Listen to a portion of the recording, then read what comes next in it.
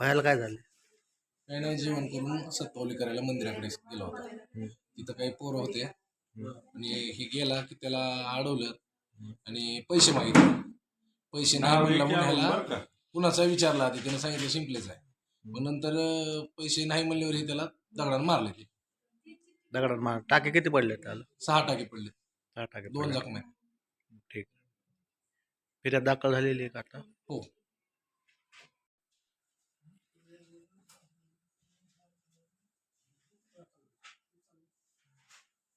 नाव काय बाया तुझं? नाव काय? नाव सांग. सायराज शिंपले. संग्राज शिंपले. वडिलाचं नाव सांग. वडिलाचं नाव?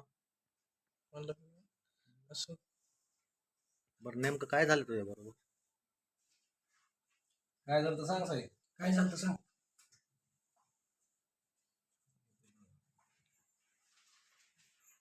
तुम्ही वडील आहेत का त्याचे? क्लिअर सांग. काय झालं तर सांग. तुझ्या बरोबर तिथं काय झालं ते सांग त्यांना. मी तिथे येतो फिरायला. फिरायला नंतर यायला जायचं चक्कर मारतो.